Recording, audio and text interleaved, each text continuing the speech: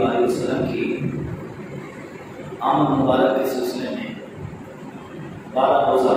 انتظام اہتمام ہر سال ماشاء اللہ کے اعلان فرماتے ہیں۔ آپ علیہ السلام کی ولادت شریفہ پوری کائنات کے لیے اور بالخصوص عالم انسانیت کے لیے باعث رحمت و برکت ہے۔ آپ علیہ السلام کی آمد سے پہلے ضرور انسان جی رہے تھے، آدمی اس روئے زمین پر رہ رہے تھے، لیکن یہ ناقابل تردید حقیقت ہے کہ آپ ہی کے توسط سے انسان کو انسانیت کا شعور ملا ہے اور آدمی کو آدمیت کی پہچان ملی ہے۔ اس لیے آپ صرف محسن انسان نہیں ہیں بلکہ آپ محسن انسانیت بھی۔ آدمیت کسے کہا جاتا ہے؟ انسانیت کے تقاضے کیا ہوتے ہیں؟ معاشرے کے اندر انسان کی جو ایک ضرورت ہے جس کی وجہ سے معاشرے کی بقا ہے، سماج جس انسان کے بغیر ادھورا ہے، نامکمل ہے، یہ ساری باتیں، یہ سارے تقاضے، یہ سارے اسباب آپ علیہ السلام ہی نے آ کر سکھائے ہیں۔ اس لیے نبی مکرم صلی اللہ علیہ وسلم کا حق پر ہونا اتنا واضح تھا، اتنا ظاہر و واضح تھا کہ الفضل ما شهدت به الاعداء، نام ماننے والوں نے بھی آپ کے صادق اور امین ہونے کی گواہی دی۔ وہ غیر مسلم اسکالرز حضرات، غیر مسلم محققین، غیر مسلم رائٹر لوگ اگر انہوں نے تعصب کی اینک نہیں لگا رکھی تھی تو انہوں نے اپنی تحریروں میں، اپنی کتابوں میں اس بات کو تسلیم کیا ہے کہ جتنا انسان کے اوپر احسان مسلمانوں کے نبی کا ہے اتنا کسی اور کا نہیں ہے۔ چاہے وہ مشہور غیر مسلم رائٹر مائیکل ہارٹ ہو، اس نے بھی جو 100 عظیم آدمی کے نام سے کتاب لکھی تو سر فہرست آپ علیہ السلام کے حالات کو لکھا اور یہ تسلیم کیا کہ میں سب سے پہلے اس ہستی کے حالات لکھ رہا ہوں کہ صدیاں بیت گئی ہیں لیکن جس کے انقلاب کے اثرات آج بھی کائنات کے اندر موجود ہیں۔ بھارت کا پہلا وزیر اعظم، تقریباً 16 برس تک رہنے والا وزیر اعظم جواہر لال نہرو نے کتاب لکھی یادگار شخصیات کے نام سے۔ اس کے اندر باقاعدہ اس نے ایک باب پڑھا جس کا عنوان اس نے قائم کیا مذہب اسلام اور حضرت محمد مصطفیٰ صلی اللہ علیہ وسلم۔ اس کے اندر اس نے اس بات کا اقرار کیا ہے کہ مسلمان جس ہستی کا کلمہ پڑھتے ہیں اگر صحیح معنوں میں انسانیت کا شعور آ کر دیا ہے تو کسی ہستی نے آ کر دیا ہے۔ پھر اس نے یہ تک اقرار کیا ہے کہ ان کے بعد جو 2 آنے والے خلیفے ہیں، شیخین کریمین کا اس نے نام لیا ہے کہ ریاست کے جو اصول قائم ہونے چاہیے تھے جس سے ریاست قائم رہ سکتی ہے، تو اس نے اقرار کیا ہے کہ اس ہستی کے پہلے 2 خلیفوں نے عدالت اور انصاف کے ذریعے اس روئے زمین کے اوپر ایک بے مثال ریاست قائم کی۔ میرے پاس ایک کتاب ہے پنڈت سندر لال کی، اس کا ایک حصہ ہے جو اس نے مذاہب کے اوپر پوری کتاب لکھی، پھر اس حصے کو اس نے الگ شائع کیا۔ اس کا اس نے نام رکھا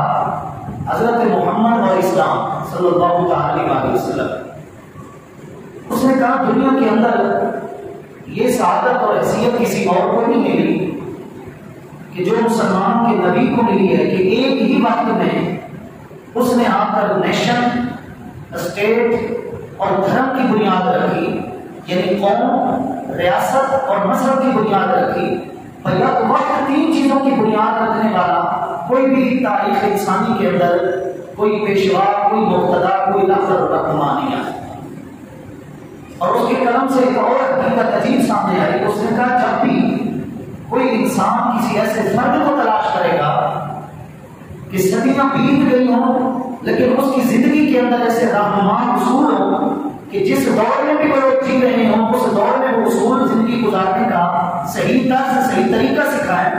تو اس نے کہا جس دور میں بھی کسی کو تلاش ہوگی تو ان کی تلاش کرا کر ختم ہوگی تو اسی پر ہوگی جس رستے کا مسلمان نے کلمہ پڑھا. اب یہ دیکھیں کہ غیر مسلم لوگ ہیں، ہندو لوگ ہیں، لیکن اس کے باوجود بھی آپ علیہ الصلوۃ والسلام کا حق پر ہونا اتنا واضح تھا کہ یہ لوگ اس حق کا اقرار کیے بغیر نہیں رہ سکے. بہرحال ہم اس حوالے سے خوش قسمت ہیں، خوش نصیب ہیں کہ اللہ رب العزت نے ہمیں آپ علیہ الصلوۃ والسلام کے دامن کرم سے جوڑا ہے اور ہمیں آپ علیہ الصلوۃ والسلام کا امتی ہونا نصیب ہوا ہے. جن کی مدح و ثنا، جن کی تعریف و توصیف قرآن مجید کے پائے کر رہے ہیں اور خود خالق کائنات فرما رہا ہے، اس کی مدح و ثنا، اس کی تعریف و توصیف صحیح بات یہ ہے کہ کسی انسان کے بس کی بات نہیں. وقت تمام ہوا، مدح ابھی باقی ہے. سفینہ چاہیے اس صاحب کرام کے لیے کوئی بہت بڑا ایک اہتمام اور انتظام چاہیے جو چند اشارات میں بات کرے. لیکن صحیح بات یہ ہے کہ وقت تمام ہو جاتے ہیں، دفتر کے دفتر مکمل ہو جاتے ہیں، لیکن پھر بھی آپ علیہ الصلوۃ والسلام کی تعریف و توصیف کا ایک بات بھی مکمل نہیں ہو سکتا. وہ شعراء جو استاد شعراء تھے، لفظ اور معنی تخیل اور فکر سے جو کھیلا کرتے تھے، بلکہ الفاظ اور معنی تو ان کے آگے ہاتھ باندھ کر کھڑے ہوا کرتے تھے. غالب جیسے شعراء تو غالب کو بھی کہنا پڑا کہ غالب ثنائے خواجہ پر یزدان گزاشتے ہیں کہ ہاں ذات پاک دام مرتبہ محمد اسکر کہ غالب تو اس ہستی کی تعریف نہیں لکھ سکتا، ایسا کر کے یہ معاملہ اللہ کے سپرد کر دے، کیونکہ وہ ایک ہی ذات پاک ہے جو اس ہستی کی حقیقت اور تعریف کو پہچانتی ہے اور جانتی ہے. اس لیے ہم صرف اور صرف اپنی قبولیت کے لیے، اپنے الفاظ کی منظوری کے لیے، اپنی حاضری کی تکمیل کے لیے آپ علیہ الصلوۃ والسلام کا ذکر خیر کرتے ہیں، ورنہ یہ کام ہمارے بس کا نہیں ہے، کسی بھی انسان کے بس کا نہیں ہے. بڑے بڑے حضرات ہیں جنہیں آپ علیہ الصلوۃ والسلام نے خصوصی عزت بخشی، بلکہ جن کی تائید، جن کی مدد خود روح الامین حضرت جبریل امین کیا کرتے تھے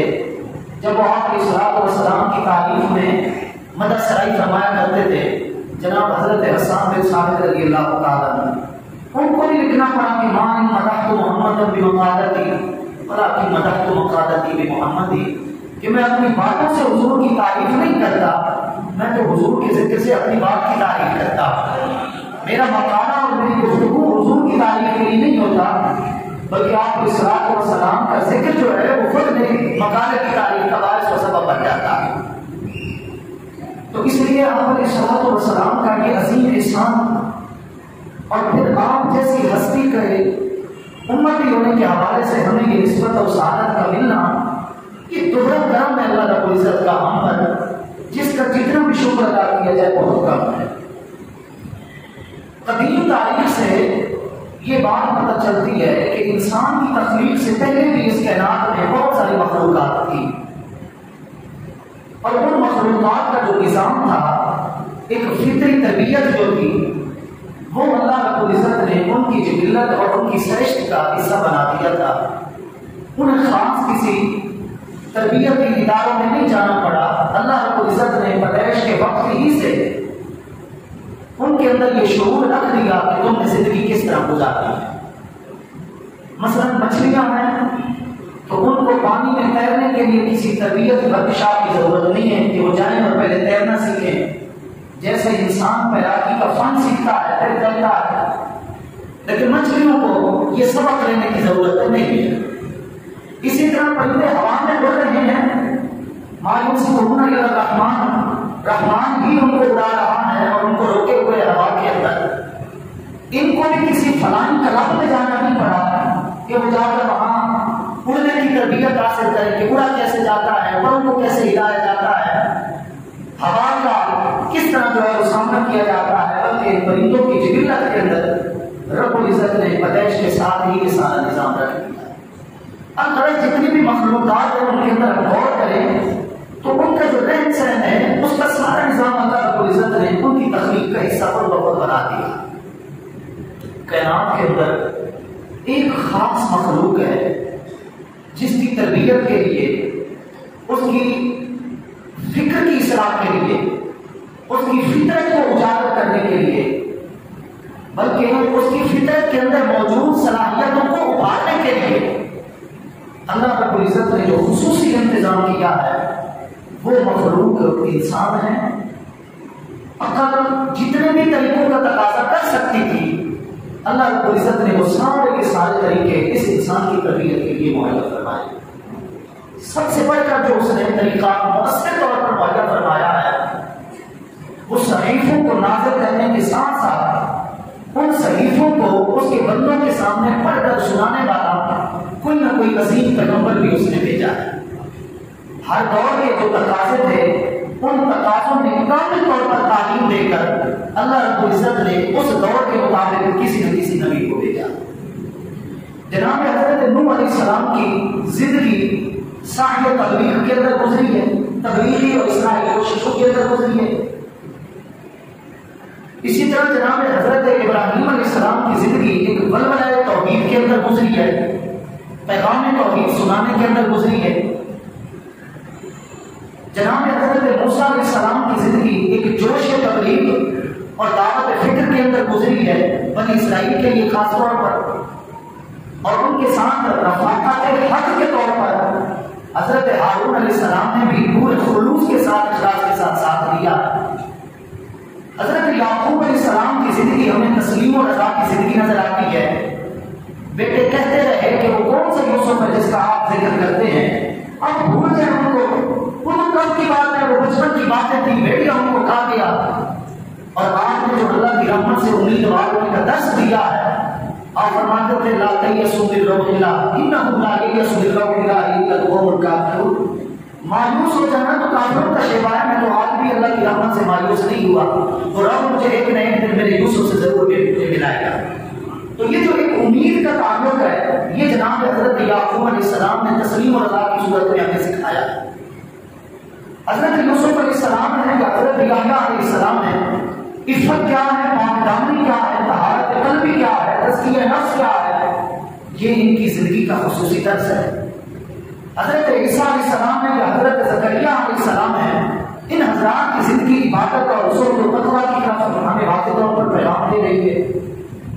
اگر مختلف ادوار میں مختلف انبیاء کرام اولو العزم پیغمبر حضرات تشریف لے کر آئے، ان کی زندگی ایک خصوصیت کی حامل تھی اور خاص کسی نہ کسی حوالے سے ہمارے لیے عملی نمونہ ہے۔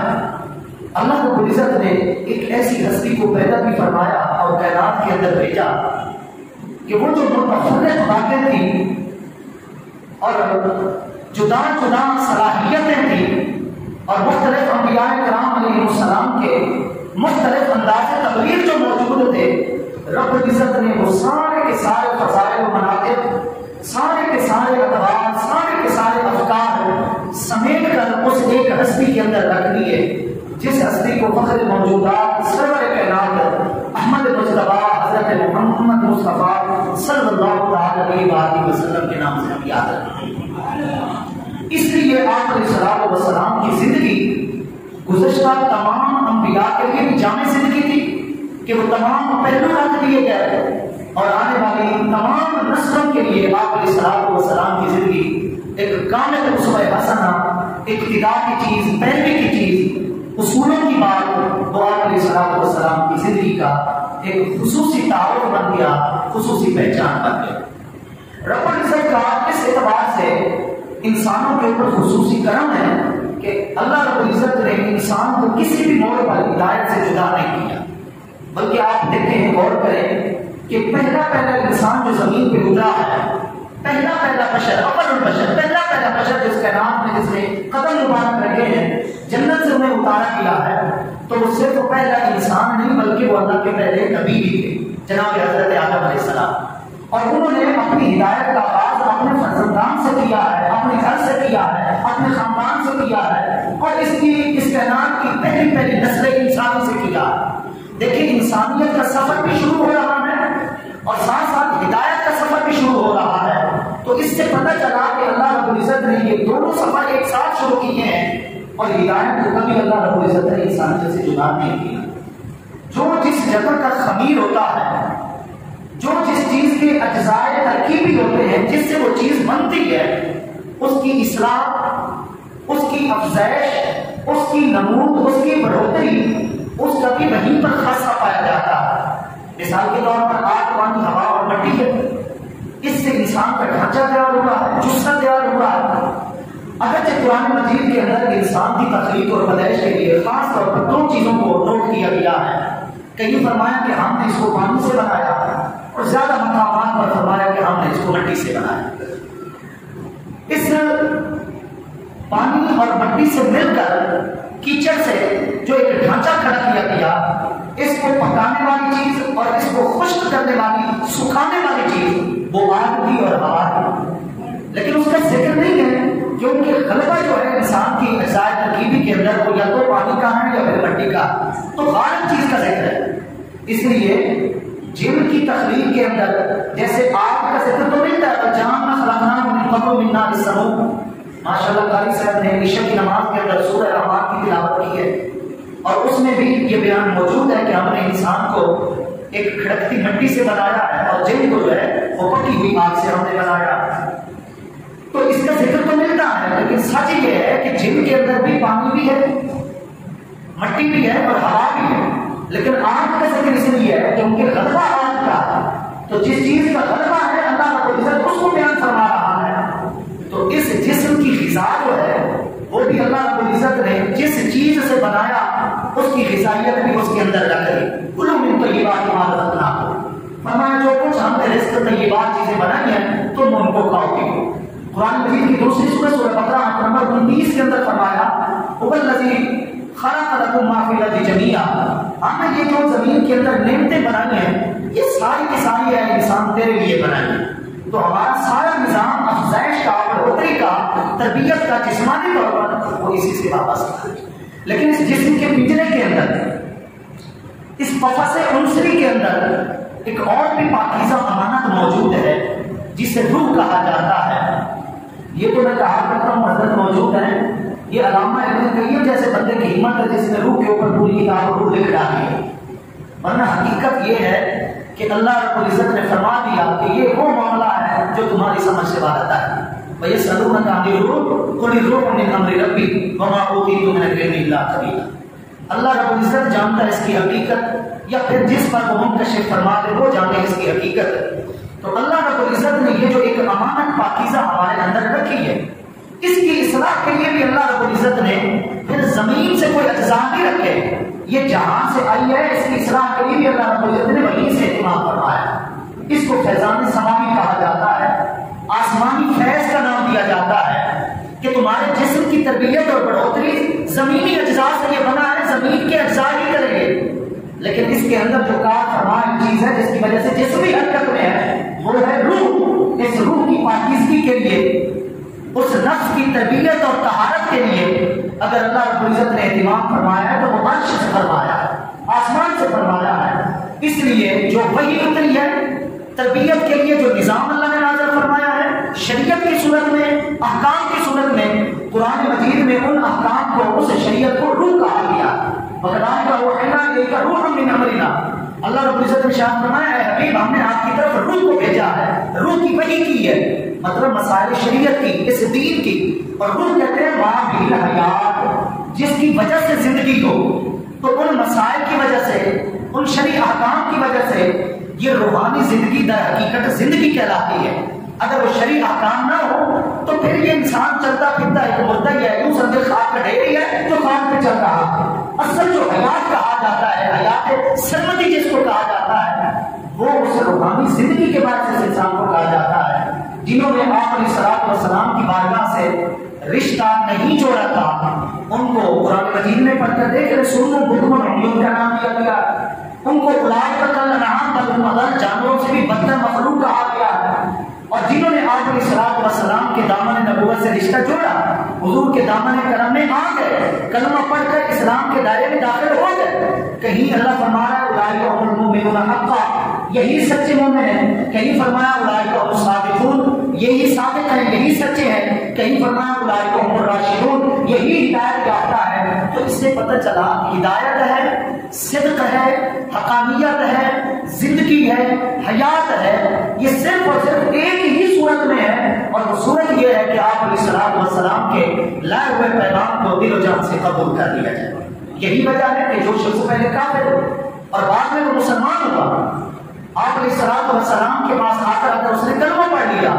اللہ رب العزت نے اس کو یوں بیان فرمایا کہ یہ پہلے مردہ تھا اب زندہ ہوا ہے۔ قرآن مجید کی 6 سورت سورہ انعام آیت نمبر 122 کے اندر فرمایا اب من کان میتا فاحییناہ وجعلنا له نورا یمشی بہ فی الناس کمن مثلہ فی الظلمات لیس بخارج منها۔ ترجمہ ذرا سنیے، آپ احباب سے طلباء سے عرض کر رہا ہوں کہ زندگی اور موت در حقیقت کہاں کس کو جاتا ہے؟ قرآن تو جگہ جگہ فرمایا ہے سواء محیاکم و مماتکم ساء ما یحکمون، کیا مردے اور زندے دونوں برابر ہو سکتے ہیں؟ ظاہری طور پر یہ دونوں زندوں کے لیے کہا گیا ہے، لیکن زندہ اس کو کہا گیا ہے جو اس وقت کے اصحاب کرام تھے، حضرات اہل بیت اطہار تھے، جنہوں نے کلمہ پڑھا، اللہ کی توحید کے پیغام کو بھی قبول کیا، میرے آقا کریم علیہ تحیت و تسلیم کی رسالت کو بھی انہوں نے تسلیم کیا، ان کو زندہ کہا گیا، اور جنہوں نے قبول نہیں کیا بظاہر وہ بھی چند کر رہے ہیں لیکن ان کو ممات کا نام دیا گیا۔ تو جو آیت کریمہ آپ کے سامنے رکھی ہے، اللہ رب العزت فرما رہا ہے کیا وہ شخص جو پہلے مردہ تھا ہم نے پھر اس کو زندہ کیا اور اس کو زندگی گزارنے کے لیے اس کو روشنی بھی دی، ایک نور بھی دیا، اب بتاؤ کہ جو روشنی میں جی رہا ہو کیا وہ اور جو کبھی اندھیرے سے باہر نہ نکل سکے یہ دونوں برابر ہو سکتے ہیں؟ نہیں ہو سکتے۔ آپ جس جگہ تشریف فرما ہے یہاں روشنی کا ایک سامان ہمارے سامنے، ہم ایک دوسرے کو اچھے طریقے سے دیکھ رہے ہیں، ہم میں سے کوئی بھی ایک شخص اندھیرے کے اندر چلا جائے تو روشنی والا بھی اس اندھیرے والے کو نہیں دیکھ سکتا۔ راتوں کو دیکھ لیں، اگر یہ لائٹ کا نظام چلا جائے اور جب نہیں تھا تو ستاروں کی روشنی، چاند کی روشنی، اور جن راتوں کے اندر چاند کی روشنی بھی آخری راتوں کے اندر تقریباً ختم ہو جاتی ہے، وہ جب ڈوب جاتا ہے تو ہر طرف اندھیرا ہی اندھیرا ہوتا ہے، پاس کھڑا بندہ ایک دوسرے کو نہیں پہچان سکتا۔ تو کیسے ہو سکتا ہے کہ اندھیرے میں جینے والا اور ہر طرف 400 جس کی روشنی ہو اس میں جینے اور زندگی گزارنے والا؟ اللہ تعالیٰ فرما رہا ہے کیا دونوں ہی برابر ہو سکتے ہیں؟ نہیں ہو سکتے۔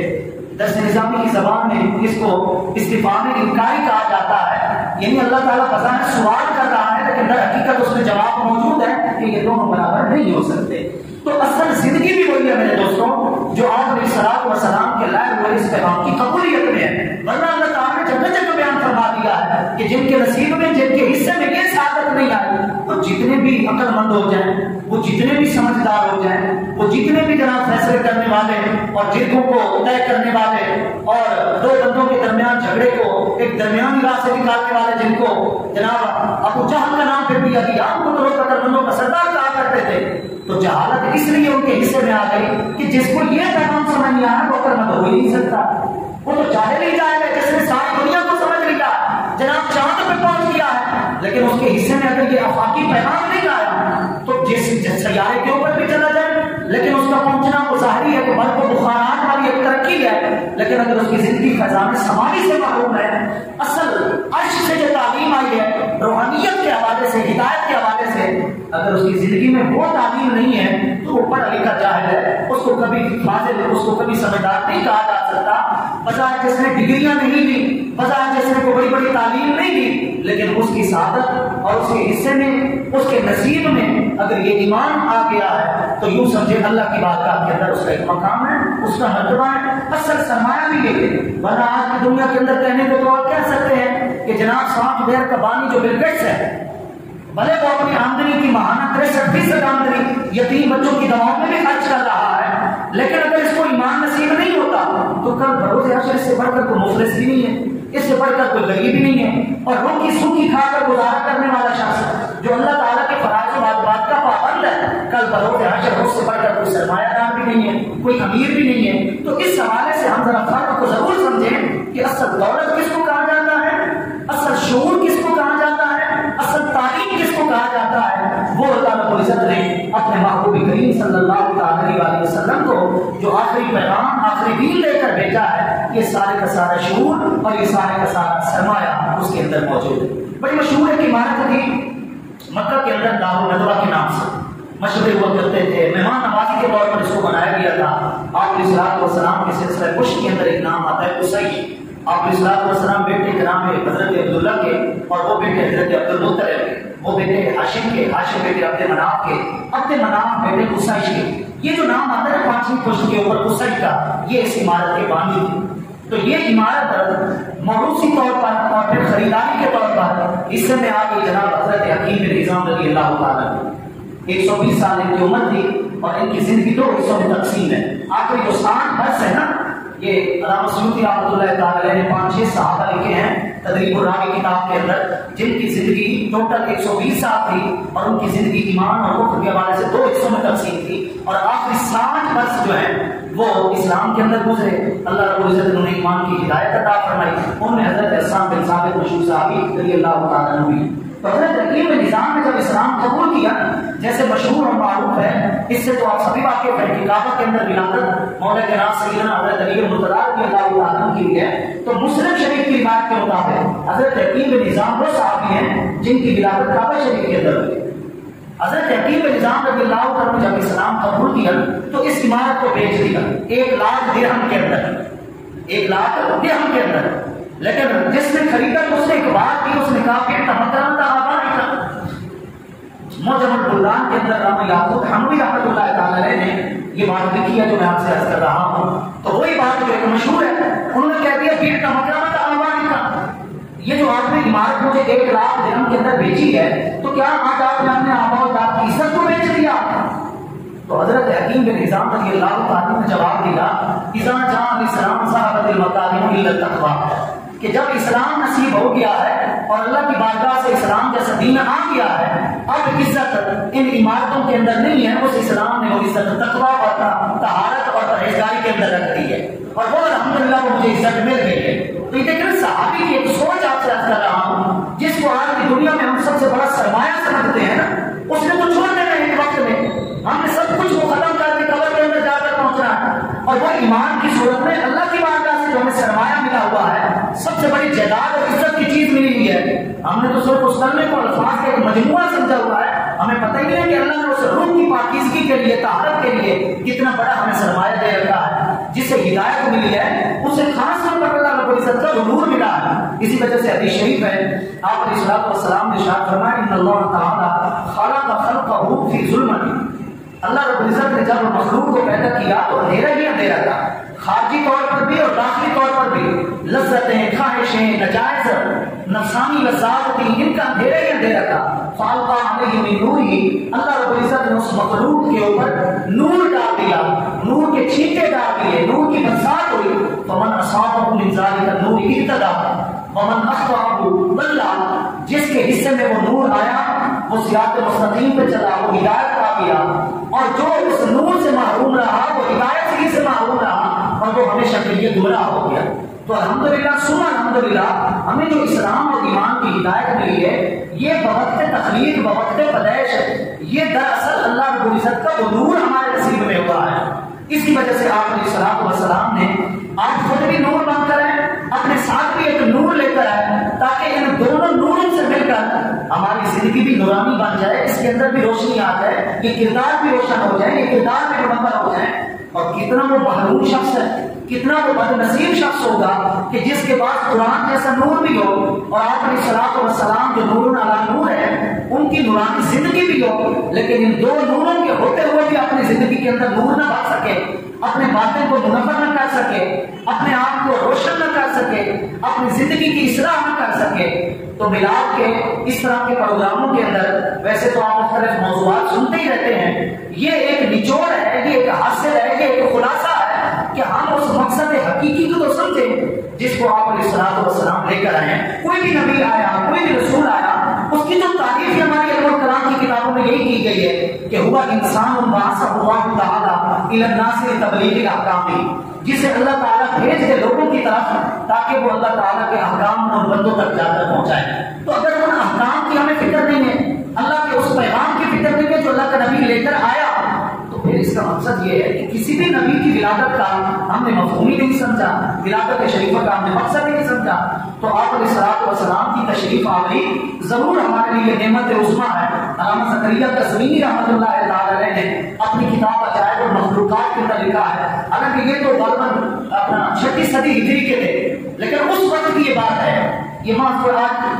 کہ یہ انتظام، یہ اہتمام، یہ آج کی چیزیں ہیں، لیکن یہ اس وقت کی بات ہو رہی ہے، آج سے 700-800 سال پہلے کی بات ہو رہی ہے۔ لیکن انہوں نے یہ باتیں لکھی ہیں کہ ربیع الاول شریف کا مہینہ محض نام کے اعتبار سے ربیع الاول نہیں ہے کہ جس کا معنی ہے پہلی بہار، بلکہ حقیقت یہ ہے کہ جتنی بہار کے دروازے اس مہینے کے اندر کھلے ہیں وہ کسی اور مہینے کے اندر نہیں کھلے، کیونکہ آپ علیہ الصلوۃ والسلام چمنستان نبوت، گلستان رسالت کی روحانی طور پر پہلی بہار ہے اور جسمانی طور پر آخری بہار ہے، اور حقیقت یہ ہے کہ جو اسے پہلی اور آخری بہار سے جڑ جاتا ہے، اپنا رشتہ جوڑ لیتا ہے، اس کی زندگی میں کبھی موسم خزاں نہیں آتا، اس کی زندگی میں ہمیشہ بہار ہی بہار کا موسم ہوتا ہے، کیونکہ اس نے رشتہ اس سے جوڑا ہے جو سب سے بڑی بہار ہے، جو اللہ رب العزت کی پہلی اور آخری بہار ہے۔ تو اس لیے آسمان کے دروازے، رحمت کے دروازے کھل جاتے ہیں اس مہینے میں، یہ تو بہت بڑی نعمت عظمیٰ ہے، لیکن وہ بہار ہے کیا؟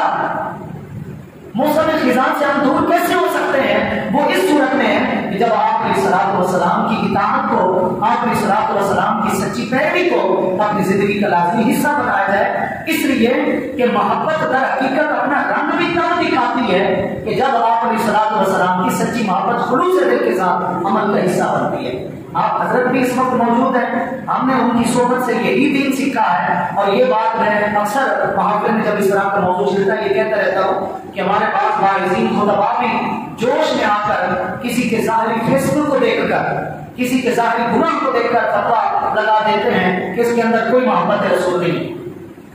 حضرت مولا علی قاری حنفی رحمۃ اللہ تعالی نے مرقات المفاتیح کی 8ویں جلد کے اندر امام قرطبی رحمۃ اللہ تعالی کے حوالے سے بڑی بات کی ہے، اور اس کا خلاصہ یہ ہے کہ بندہ جتنا بھی گناہ گار ہو جائے، گناہوں کی جس سطح تک بھی پہنچ جائے، اس کے دل سے محبت رسول کا انکار کرنا شریعت میں اس کی اجازت نہیں۔ لیکن ہمیں آج یہ سمجھنا ہے کہ اگر ہم اس محبت رسول کو کامل کرنا چاہتے ہیں، اور یہ جو نسخہ کیمیا ہمارے اندر اللہ نے رکھا ہے کہ گناہ گار ہونے کے باوجود بھی آپ علیہ الصلوۃ والسلام کی تعظیم و توقیر سب سے زیادہ الحمدللہ ہمارے دلوں میں ہے، اور آپ علیہ الصلوۃ والسلام کی محبت و مودت عقیدت سب سے زیادہ ہمارے دلوں میں ہے، یہ اپنا رنگ ہمارے وجود میں کس طرح دکھا سکتی ہے؟ وہ تب ہے کہ جب آپ علیہ الصلوۃ والسلام کی سچی محبت کے ساتھ ساتھ سچی پیروی کو بھی اپنے عمل کا حصہ بنایا جائے۔ میں آپ کے سامنے ایک حدیث شریف رکھتا ہوں، یوں سمجھے اس وقت جو کچھ میرے دل و دماغ میں ہے اس حدیث سے بڑھ کر کوئی محبت کی تشریح نہیں ہے، اگر آپ سمجھیں اللہ تعالیٰ میں سمجھنے کی توفیق دے۔ یہ حدیث شریف اصلاً ترمذی شریف کی روایت ہے، اور مشکات شریف کی 175 نمبر حدیث مبارکہ ہے۔ آپ علیہ الصلوۃ والسلام نے حضرت انس رضی اللہ تعالیٰ عنہ کو مخاطب کرتے ہوئے فرمایا، انداز بھی بڑا پیار بھرا ہے۔ حضرت انس رضی اللہ تعالیٰ عنہ ختم تو نبی 10 سنین، جنہوں نے 10 سال مسلسل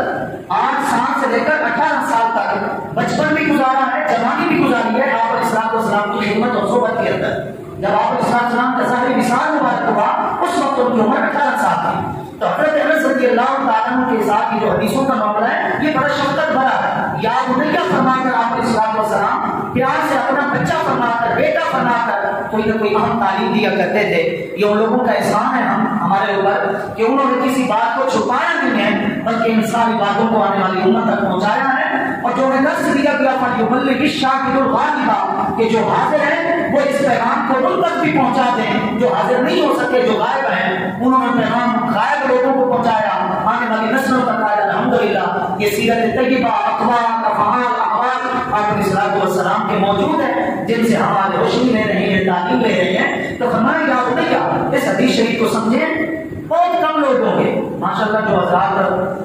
پاکیزہ سیرت لوگ ہیں، نیک لوگ ہیں، باعمل علماء ہیں، ان سے ہٹ کر میں ایک مجموعی تجزیے میں عرض کر رہا ہوں، ایک مجموعی حوالے سے جو تبصرہ ہوتا ہے اس حوالے سے عرض کر رہا ہوں۔ بہت کم لوگ ہیں جو اس حدیث کے معیار پر پورا اترتے ہیں۔ یہ حدیث شریف ایک میزان ہے، ایک ترازو ہے محبت رسول کے حوالے سے، آپ علیہ الصلوۃ والسلام کے ساتھ قلبی تعلق کے حوالے سے۔ ارشاد فرمایا یا بنی ان قدرت علی ان تصبح وتمسی ولیس فی قلبک لأحد غش فضعا۔ اے میرے بچے اگر تجھ سے ہو سکے تو تیری صبح اور شام تیری پوری زندگی اس حالت میں گزرے کہ تیرے دل کے اندر کسی بھی دوسرے مسلمان کے لیے کوڑ نہیں ہونا چاہیے. اصلاح عبادات ہیں کہ اصلاح معاملات ہیں، اس کے لیے یہ جامع حدیث ہے. فرمایا تیری زندگی اس طرح گزرے کہ صبح ہے کہ شام ہے تیرے دل میں کسی اور مسلمان کے لیے بغض نہیں ہونا چاہیے، نفرت نہیں ہونا چاہیے. اختلاف ہوتے ہیں تو اس کے آداب بھی ہوتے ہیں، لیکن یہ ایک اور پہلو سے بات ہو رہی ہے کہ اللہ نے دل کو کسی کی نفرت کے لیے نہیں بنایا، اپنی محبت اور معرفت کے لیے بنایا. اس پاکیزہ مقام کے اندر یہ بغض اور نفرت جیسی اندھیرے، یہ ظلمتیں نہیں ہونی چاہیے. آگے ارشاد فرمایا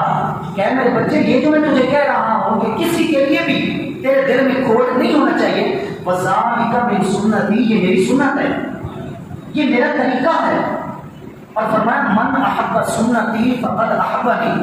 جس نے میری سنت سے، اس سنت سے اور دیگر سنتوں سے محبت کی، در حقیقت اس نے مجھ سے محبت کی. ومن احبنی کان معی فی الجنہ، اور جس نے مجھ سے اس طرح محبت کی وہ جنت کے اندر بھی میرے ساتھ ہوگا، میرے نام بھی کرنے ہوگا.